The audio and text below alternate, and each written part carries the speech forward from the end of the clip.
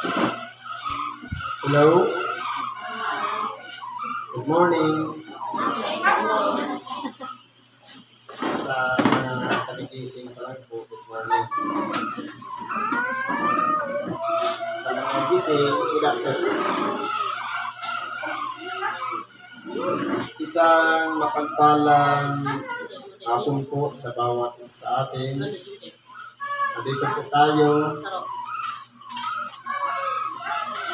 Bagamat mainit ang panahon, pero tayo ay nagsusumikap na makinig ng Ebanghelyo. Bagamat hindi natin kabisado yung mga awitin, bagamat may sinsyonado, pero nakikiisa tayo dahil sa kalooban ng Diyos. Sa mga baguhan po, siguro malalaman natin na hindi natin ginusto makarating dito. Diyos po ang may kalooban niya. Dahil kung galing tayo sa ibang lugar, pinagsama-sama tayo dito sa pook na ito para pakinggan ang aral o salita ng Diyos. Ngayon po, meron tayong mga sitas. Ngayon po, nakuha natin yung pangalawang sitas. Sabi dito sa Filipos 3:12 hanggang sa 21. Yung kwento kanina, si San Pablo, ang tawag sa kanya, Saulo. Ngayon, yung binasa kanina ni Brad, humihingi siya ng kapahintulutan para yung lahat ng sumasambit sa pangalang dakilang Panginoon, sumasambit na nga ng pangalang Jesus, papatayin ng walang pagsala sa pamamagitan ng pagpupukol ng bato. Ngayon, dahil mayroong karapatan si San Pablo, dahil siya'y Pariseo, kaya ang Pariseo sa atin, ang tawag niyang abogado. Ngayon, humingi siya ng karapatan para ang sino mang sumambit sa pangalan ng dakilang Panginoon ay papatayin ng walang pagsala. Ibig sabihin, patay talaga. Ngayon, dahil sa bagay na yun, naging biktima doon si San Esteban. Napakarami pang mga lingkod ng ating na sumusunod sa ating dakilang Panginoon. Pero po, nung si San Pablo tawagin ng Diyos, naging sisidlang hirang para sa Diyos, na ginamit ng Diyos ang mga karanasin ni Apostol Pablo, na malakas ang loob, matibay, at may paninindigan. Kaya ang anong ginawa ng Diyos, nung papunta na siya sa isang bayan, nagliwanag sa kanyang paligid at siya'y nahulog doon sa kanyang sinasakyang kabayo at nabulag siya. Ngayon, ito naman habang nananalangin noon si Ananias, kilala ni Ananias si San Pablo o kaya si Saulo. Ngayon, nagpakita ang anghel kay Ananias na kung ika nga sa ganitong bayan, masusumpungan mo ang tao pangalang Saulo. Ipatong mo ang kamay niya para makadilat siyang muli. Pero takot si Ananias sapagkat kilala niya si Saulo na pumapatay ng mga nananalig sa Diyos. Kung tayo po kaya nating panindigan na tayo'y manalig sa Diyos. Meron nga kwento niya. Sabi daw dun sa nakakulong, bakit ka nakakulong? Kasi pumapatay ako ng mga sumasampalataya kay Jesus. Ikaw po, Father, sumasampalataya ka ba kay Jesus? Hindi ko kilala siya. Di ba gano'n? Tumatanggi pagkamatayan na. Pero kung tayo po, magiging katulad lang tayo, sana tayo ni San Pablo. Napagamat siya ay naging sisidlang hirang ng Diyos. Na nawala lang siya, napasok sa isang bahay, pinatungan ng kamay ni Ananias, pagkatapos para may nalaglag sa nakaliski sa kanyang mata, nakakita muli siya. At ngayon, nangangaral na siya ng Ebanghelyo. Ang tawag na nga sa kanya ng mga nakapaligid sa kanya, si Saulo ay nauulol. Ibinago ng Diyos ang kalooban ni Pablo. Tinawag na nga siyang Pablo, hindi na Saulo. Kumbaga, kung tayo po ay naging sisintanghiran sa harapan ng Diyos, gaano man tayo kasama, ano man ang background ng ating buhay, mamamatay tao man tayo, mandaraya, tayo man ay suwain, mapanlindag, kapag tayo'y ginamit ng Diyos para mangaral ng Ebanghelyo, wala po tayong magagawa. Sapagkat ang Diyos makapangyarihan po sa lahat. Kaya kung tayo po ay ginagamit ng Diyos, matutularan natin dito si Apostol Pablo dito sa araw na ito. Basahin natin. Hindi sa ako'y nagtamo na, o ako'y nalubos na, kundi nagpapatuloy ako, bata sakaling maabot ko yaong ikinaabot ng man sa akin ni Kristo Jesus. Lahat po tayo may objective. Gusto natin matamo yung pinaka-aasam-asam natin. Isa lang naman po ang target ng bawat isa. Buhay na walang hanggan. Pero ang problema, nakapasok na tayo, halimbawa dito, ang sadya ko lang naman ikanay, magpagamot, dahil may karamdaman ako. Pero nagaganda na po sa pabalik-balik, para nadadagdagan ang kaalaman ko sa pakikinig ng Ebanghelyo. Hindi ba may parang nagtutulak sa atin para pakinggan ng paulit-ulit. Madagdagan ang kaalaman natin sa pamamagitan ng pakikiisa natin sa pakikinig ng salita ng Diyos. Ngayon, meron na tayong objective. Kahit ako'y magaling na, balik-balik pa rin ako. Dahil gusto kong makinig ng Ebanghelyo. Ngayon po, kung tayo po nagsalita na, sabi sa atin, hanggang kailan mo patinindigin ang bandila ni Kristo? Ang sabi natin, hanggang ako'y nabubuhay. Ang tanong, nung maging member na, nagkaroon lang ng problema, hindi na pinapayagan ng asawa, pumunta ng linduyan, pagka minsan nanghihina na. Hindi ba kinakailangan natin danasin ng iba-ibang pagsubok? Sa totoo lang po, ang tunay na lingkod ng Diyos, napakaraming pagsubok. Minsan na nagiging problema, unang-una niya, sarili nating mga ugali.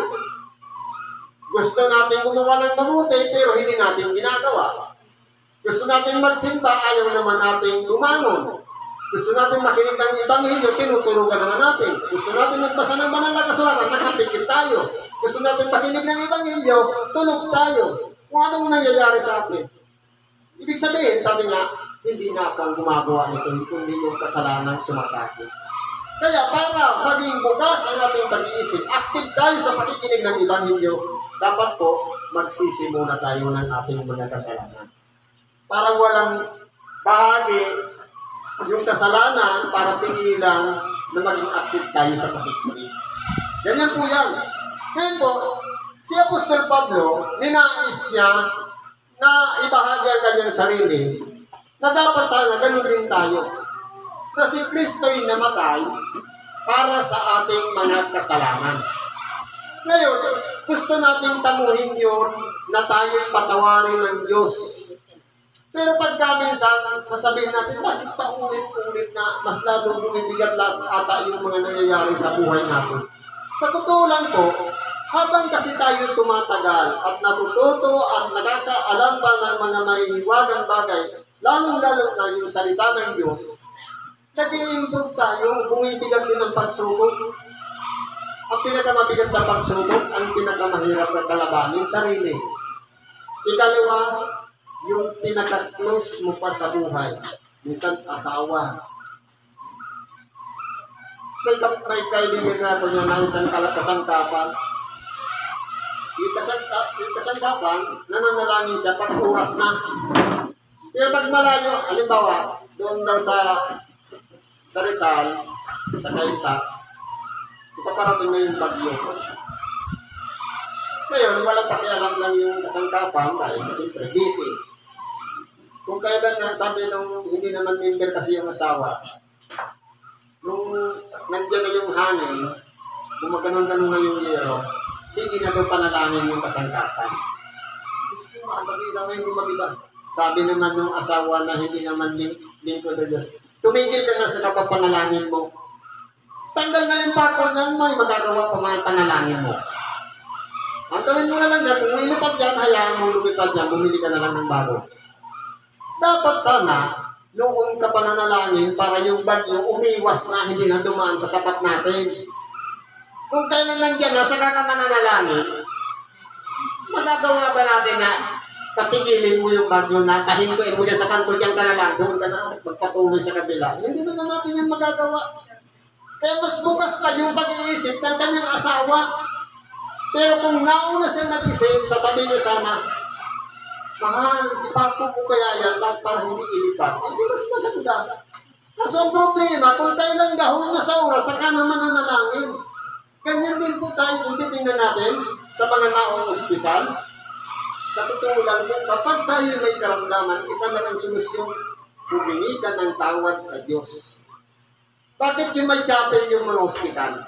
Kung kailan naghihingalo na, saka ka papasok sa chapel, makikipag-isa ka sa Diyos. Kung maaari sana mo, paano kung sirang-sira na yung atay? Wala nang mas solusyon. Sira na yung apdo. Lamang loob kung ano pa man. Masusolusyon pa ba yan? Sabi nga sa ibang turo, prevention is better than cure. Diba? Yung pag-iiwas, mas magaling yun kaysa paggamot. Dahil sa totoo lang, sa hospital, wala naman talagang nangyayaring panggagamot. Sino ba ang nagda-diagnose? Yung pasyente na nagkukwento ng kanyang nararamdaman o yung doktor? Ang doktor, tagapakinig lang. Kung ano yung sinabi mo, ibig sabihin ikaw yung nag-diagnose sa sarili mo. Bibigyan ka lang, ganyan kayo ng motor, balik ka after 1 week. Ganun lang yung, yan po ang katotohanan niyan. Pero ang susi niyan, magsisi ka lang sa Diyos. Ngayon, dito, gusto natin buhay na walang hanggan. Gusto natin ilakip yung ating sarili na kaya si Kristo'y namatay sa cross, dapat ang dati nating pagkatao kasama na rin natako sa cross. Ibig sabihin, bago na tayo nilalang. Kung yung dating pangalan mo'y ganito, na nanglilibak, mandaraya, nagsusugal, at kung ano-ano mo pang ginagawa, dapat nung makilala natin si Kristo, hindi ka na gumagawa ng ganon. Kaso may tukso. Ano yung tukso? Hindi pa kayong waiting tukso? Lalabas na yung numero mo. Iba, sasakyan mo. Sige, bigyan mo 25. Diba? Ang mabilis ang tukso. Kaya dito po, nagbibigay halimbawa si San Pablo. Ano sabi dito? Mga kapatid, hindi ko pa inaaning inabot, dapat ba't isang bagay ang ginagawa ko, na nililimot ang mga bagay na nasa likuran at tinutungo ang mga bagay na hinaharap. Ibig sabihin, ito tayo. Yung mga dati natin ginagawa nung tayo hindi pa nakakakilala kay Kristo, huwag na natin isipin yan kung naging ano man tayo. Naging mandaraya man tayo, manlilibak man tayo, manuluya tayo, o ano man ang ginawa natin noon, dapat yung nasa harapan natin ngayon ang pupusan natin. Ano ba tayo ngayon? Ang tao po kasi baliktad. Kahit ikay mamamatay tao at nakabilang mo, nakalaya ka na ang tingin pa rin sa iyo, kriminal. Di po ba? Ex-convict. Pero po, sa harapan ng Diyos, hindi. Kinakalimutan na ng Diyos ang dami nating pagkatao sa oras na pinatawad na tayo. Kaya kalimutan na rin natin yung dati nating pagkatao. Pero pagka minsan, naaalala natin yun. Dapat ang mangyayari yan, yung mga nangyayari na sa buhay natin noon, kwento na lang. Kapag naalala natin yan, hindi na tayo nasasaktan. Alaala na lang. Pero kung halimbawa naalala natin yan, yung pangigipit sa'yo ng asawa na isang buwan, walang padala, magbabalik yan, ganun ka na naman ng ganon. Ibig sabihin, hindi ka pa nakamove on. Kaya dapat, ito tayo ngayon, mag-move on na tayo yung hinaharap ang tunguhin natin. Ano yung magagawa natin para hindi na natin balikan yung dati nating ginagawa. Ano ba sabi dito? Nagtutumulin ako sa hangganan sa gantimpala ng dakilang pagtawag ng Diyos na kay Kristo Jesus. Kaya kung halimbawa, sabi nga, magpursige tayo. Huwag na natin balikan yung nasa likuran. Yung mga nakaraan natin. Pero ang problema nga, paulit-ulit kasi hindi pa natatapos yung panlilibak sa akin Palagi pa rin akong pinagchichismisan. Anong pakialam mo sila? Sila may mga problema, yung bunganga nila ayaw tumigil. Hindi ba sabi nga, ang dila ay maliit na bahagi ng katawan na pwedeng makasunog ng buhay. Katalagahan ng buhay. Ginagamit natin sa pagpupuri sa Diyos, ginagamit naman natin sa paninirang turit sa kapwa.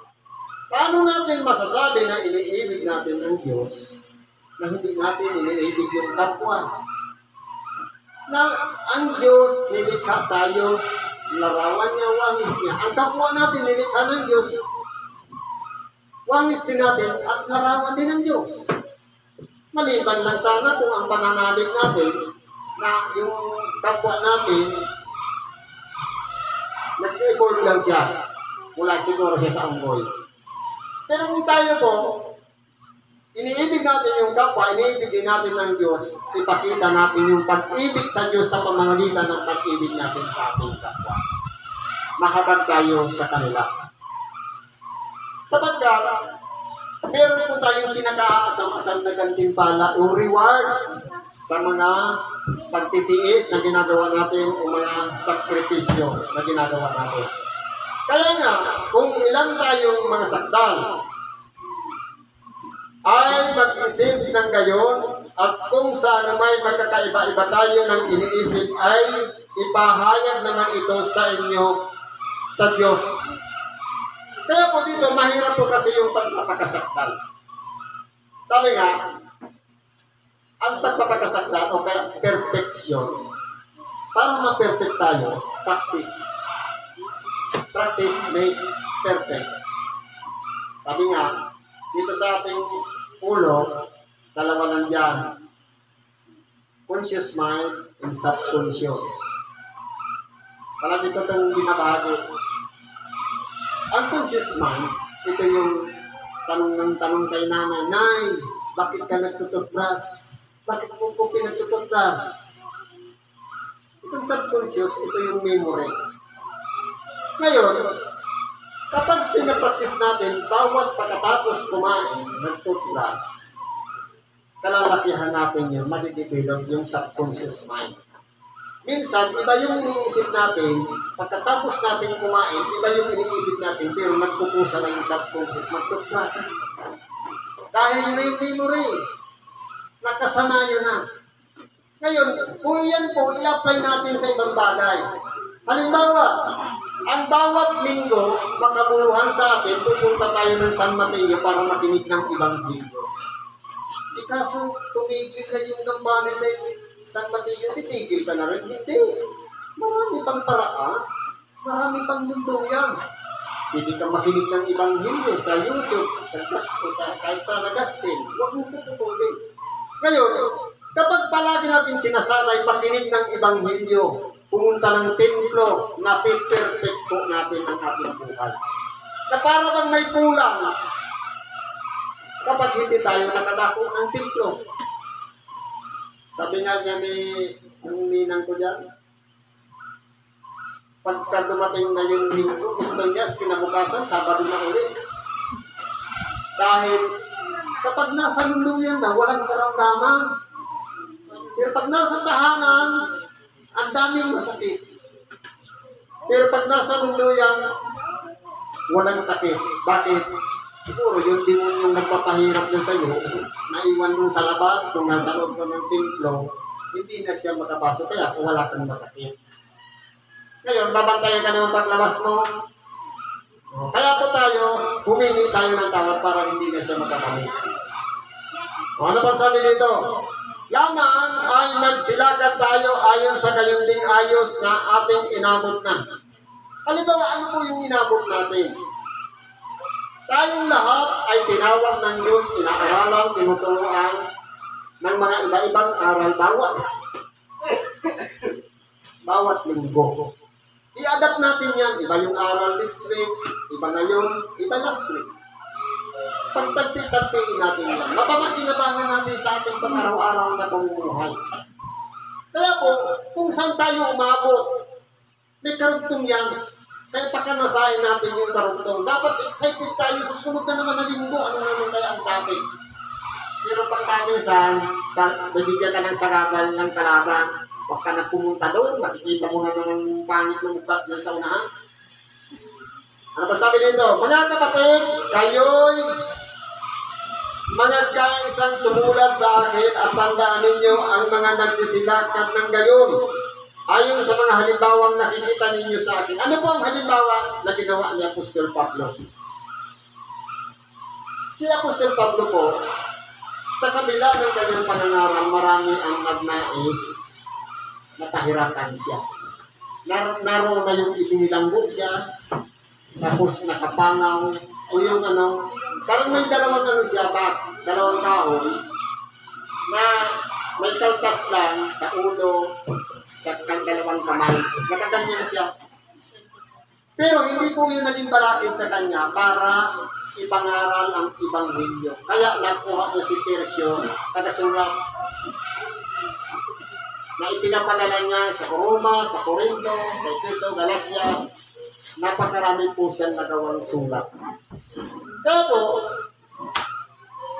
ang gusto ni Apostol Pablo, tularan natin yung halimbawang ginawa niya, yung mga sakripisyo niya, na meron na nangangaral siya sa ikatlong palapag, tapos yung nakikinig sa kanya nakatulog, nalaglag doon sa bintana. Nakaiglit. Kaya nakakatakot po yung pag nakikinig ng Ebanghelyo. Mas mahulog tayo, hindi na tayo magkamalay. Kaya po, si Apostol Pablo, napakarami siyang sakripisyo. Pero hindi po dininig ang pagtatanggol niya.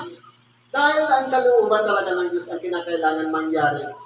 Na marami siyang mga daranasing paghihirap alang-alang sa pangalan ng ating dakilang Panginoon.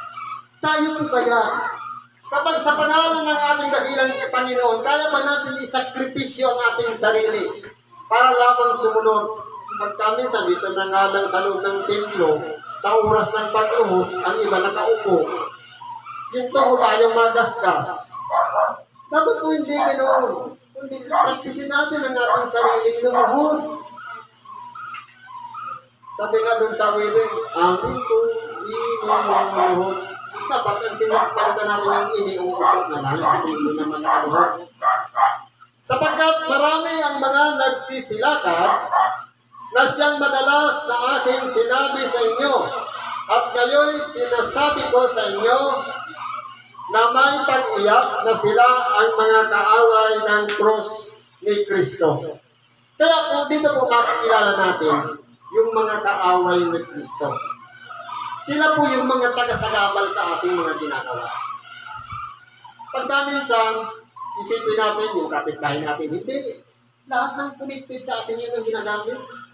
Bakit naman gagamitin yung hindi mo kilala? Ang gagamitin yun, yung asawa mo, yung mahal mo sa buhay, yung anak, lalo na kung matatag ka na sa pananampalataya, kung gaano ang level ng ating pananalig sa Diyos, yun din ang level ng pagsubok na daranasin natin sa ating buhay. Kaya kinakailangan po, maningas natin pagkanasain yung mga bagay na may pakikinabangan natin. May pakikinabangan tayo. Pero pagka minsan, gusto natin mag-perfect ang ating buhay, pero bakit dapat hindi nagagawa? Panalangin na nga lang. John 17, hindi ba ma-perfect? Minsan, inabot na ng alas 3, hindi pa tapos ng John 17, katulit-ulit. Ano ba?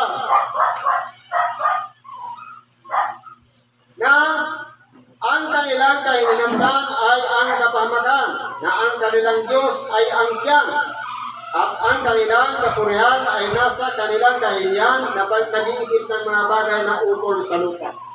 Kaya yan po yung mga kalaban. Halimbawa, pumunta ka ng templo, kung ang nasa isip natin, pakinig ng Ebanghelyo, may pagkain naman yan wala, ang mahalaga, busog tayo ng spiritual na pagkain, okay na ito, satisfy na ako. Pero kung halimbawa, nakaupo ka dyan, iisipin mo, may pagkain kaya pagkatapos ni Brad magsalita. O, ibig sabihin, mas importante pala natin yung pinaka-Diyos natin ang tiyan. Kaya tayo nagsakripisyo para lang mabusog. Dapat hindi na tayo sa templo pumunta, doon na lang tayo sa kasalan. Sapagkat ang ating pagka-mamamayan ay nasa langit. Mula doon ay hinihintay naman natin ang tagapagligtas, ang Panginoong Hesukristo. Sa totoo lang to, noon pa sinabi ng mga alagad ng ating dakilang Panginoon, malapit na nasa pintuan na ang ating dakilang Panginoon. 2,000 na ang taon ang nakanilipas. Sasabihin ng iba, hindi, matagal pala, hindi pa naman mangyayari, babalik ang ating dakilang Panginoon. Pero mapalad tayo kung tayo po'y nagpupuyat, tayo po'y umaasa sa pagdarating ng ating dakilang Panginoon. At lalong-lalo na kung nasumpungan tayong gising. Ibig sabihin, alam natin yung mga ginagawa natin. Pero kung halimbawa, tayo-sisi lang tayo ngayon, dahil hindi pa naman, dapat po baguhin na natin ang pag-iisip na yan. Yung hinihintay natin, ang tagapagligtas, na siyang magbabago ng katawan ng ating pagkamababa. Totoo, may ego tayo, nagkakaasa ng pag-iisip. Siya po ang magbabago ng ating pagkatao. Katulad ng upang maging katulad ng katawan ng kanyang kaluwalhatian ayon sa paggawa na may pagpapasuko niya ang lahat ng mga bagay sa kanya. Kaya po, kung titingnan natin, tayo pong mga tao, pagkanasain lang natin yung pagbabalik ng ating dakilang Panginoon. Yun lang ang pinaka-objective natin. At sundin natin lahat ng kanyang aral. Kinakailangan ang aral o salita ng Diyos, doon tayo mamuhay. Ilalakit din natin yung pagtitiwala at pananalig natin kay Kristo.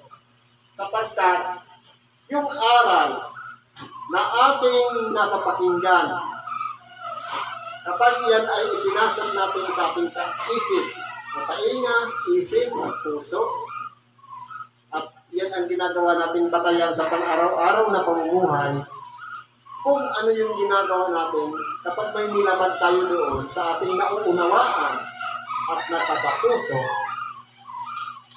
doon po tayo hahatulan ng Diyos. Halimbawa, sinasabi, ibigin mo ang iyong kapwa katulad, ibigin mo ang iyong kaaway katulad ng iyong sarili. Ibig sabihin, ang pag-ibig sa kapwa, kung paano mo pinapahalagahan ang sarili mo, pinakakain mo ng tama sa oras, pinapainom mo ng tama sa oras, yung kapwa mo kailangan niya rin ang pagkain at tubig. Kailangan niya rin nakahabagan. Kaya po, sa bagay na yan, kung yan ang aral ng ating naunawaan o napakinggan, yun pala pag-ibig sa kaaway. Ngayon, hindi natin ginawa natin ngayon, bukas nakalimutan natin, hindi na natin ginawa. Doon po tayo kahatulan sa paglabag na ginawa natin. Doon tayo po magkakasala. Yun na yung pinaka-aral sa atin. Yung mga bagay na ating tinanggap, ng ating tainga, isip at puso, doon na po tayo babatayan. Kung tayo pa'y matutulad doon sa mga camping na reklamador o doon sa topa na sumusunod sa kalooban ng Diyos. Siguro ganyan na lang ang pagkikibahagi natin sa oras na ito. Salamat po sa oras at pagkakataon na tayo'y pinagsama-sama sa lugar na ito.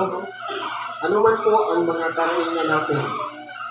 Di na lamang tayo dahil sa problema, dahil sa karamdaman, mapalad tayo. Ito na yung pintuan na nakabukas para sa atin, para masumpungan natin ang kapanatagan ng ating mga kaluluwa. Kaya ano man po ang karaingan natin, idulog natin lahat sa Diyos at ipagkakalog lahat ng kasagutan sa pangalan ni Kristo Jesus. Salamat. at magandang hapon sa ating lahat.